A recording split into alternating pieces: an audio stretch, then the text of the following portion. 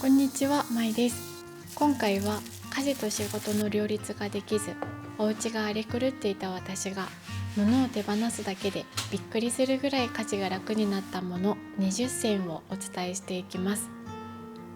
私が手放した理由とない代わりにどうやって生活しているのか気になる方も多いと思いますので、そちらも合わせてご紹介します。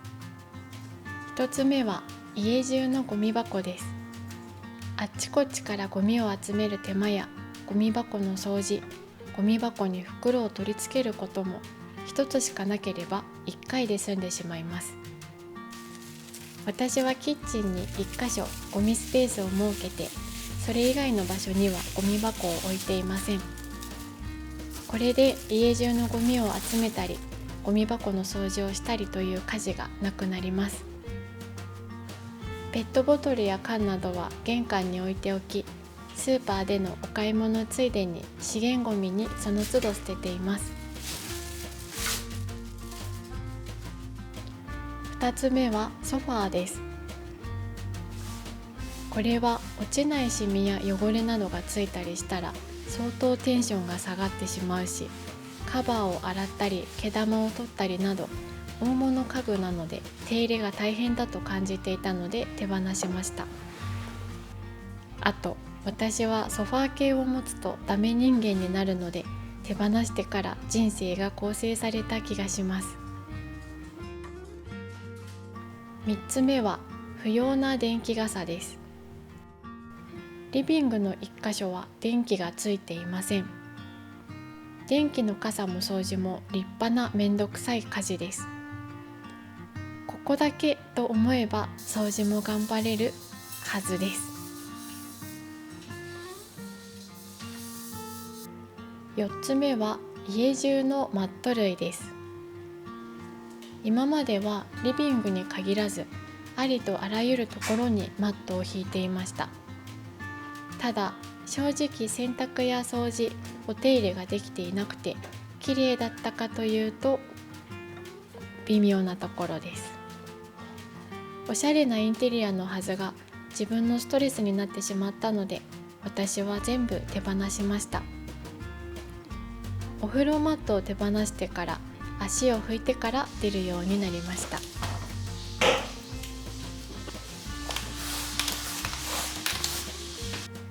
5つ目はお茶碗とお椀です。持っているのは平皿2枚と食器兼保存容器の9度の器たちです。お米をよするため専用のお茶碗やお味噌汁専用のお椀などは持っていません。普段はあまり外食をしないのですが、大概のお料理はこのお皿に盛ることができ、お皿が少ないと管理が楽で収納場所も小さく済みます。6つ目は水切りかごです。これはシンプルに水切りかごにカビを生やしてしまい手放しました。今は水切りかごがないので、洗った食器はキッチンに直置きし、すぐにクロスで拭いています。水切りかごを掃除しなきゃというストレスも感じなくていいし、置かない分キッチンスペースも広く使えています。7つ目は三角コーナーです。生ゴミが出たらキッチンにあるゴミ袋へダイレクト捨てをしています。細かい野菜の切りくずなどは排水口に受け止めてもらっています。8つ目は排水口の蓋です。そもそも蓋自体を掃除する手間を省け、排水口のゴミはその都度捨てればいつもきれいを保てます。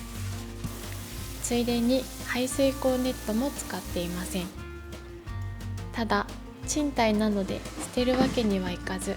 下駄箱に保管してあります。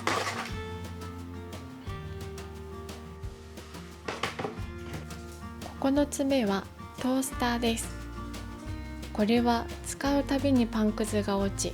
掃除も焦げついて簡単にきれいにならないのがストレスで手放しました。トースターがない代わりにフライパンやオーブンレンジで代用しています。10個目は魚焼きグリルです。そもそも掃除が面倒なので、あってもずっと使うのを避けてきたものでした。このアイリスオーヤマの IH は魚焼きグリルがついていなくて、なおかつ下が収納スペースとして使えるので気に入っています。11個目は段ボールの収納ボックスです。段ボールは虫がつきやすかったり、湿気に弱くカビたりと何かと手入れが難しい収納アイテムだったりします。形も変わりやすかったので、今では段ボールの収納ボックスではなく、プラスチックなどの形が変わらず水拭きできるものを選ぶようにしています。12個目は洋服ダンスです。どうせ着るのにいちいち収納するために畳むのがめんどくさいという思いから、少しずつハンガー収納へ移行させていき、今では洋服ダンスを手放し、すべてハンガーに吊るして収納しています。13個目はアイロンです。使うだろうとずっと持っていたアイロンですが、めんどくさがり屋の私はアイロンがあってもめったに使うことがなかったので手放しました。今では洋服もシワがつきにくいものを選ぶようにしています。14個目はお風呂の蓋です。以前の賃貸の時からお風呂場の蓋はカビが生えやすく、掃除も億劫だなと思っていたのですが、今のお家ではもともと賃貸にお風呂の蓋がついていなかったのでラッキーだと思いました。お風呂のお湯は溜めっぱなしにせず、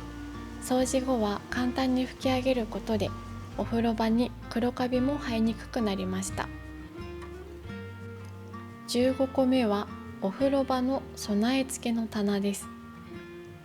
もともと賃貸についている備え付けの棚ですが、ぬめりの原因で掃除も大変なので取り外して、今は玄関に保管しています。16個目はお風呂場の詰め替えボトルです。備え付けの棚を外したので、洗剤ボトルはどこに置いているかというと、こちらに全部ぶら下げています。詰め替えボトルのままぶら下げられるので、詰め替える手間もぬめりからも解放されました。17個目は洗濯かごです。洗面所が狭いので、洗濯かごを置いてしまうと空間を圧迫し、掃除もしづらくなってしまいます。洗濯かごを手放したので、洗濯物は洗濯機にダイレクトに放り込んで終了。夜に洗濯機を回す習慣にしたことで、汚れた衣類を何時間も放置することもなくなりました。18個目はサニタリーボックスです。トイレの床には何も置きたくないと思い、サニタリーボックスを手放しました。ボックスを置かない代わりに、紙袋をサニタリーボックスの代用として棚の中に保管し使用しています。このまま捨てられるので、ゴミ捨てもとても楽です。19個目はトイレブラシです。汚れが気になった時はトイレットペーパーでこすり洗いをする程度で落ちるようになったので、トイレブラシを今は手放すことに成功しています。20個目は傘立てです。玄関は砂ぼこりがたまりやすく、あまり物を置きたくないという思いから傘立てを手放しました。私と夫は折りたたみ傘を持っているので、いつもは下駄箱の中に収納しています。物を手放すということはそれなりにメリット、デメリットがあります。ないと不便に感じる場面もありました。ただ今回ご紹介したものを思い切って手放してみたら、私は家事が減り、空いた時間に自分の好きなことをできるようになり、あんなに嫌いだった家事も今では少しずつ好きになることができました。今回の動画はここまでです。最後までご視聴いただきありがとうございました。また次の動画でお会いしましょう。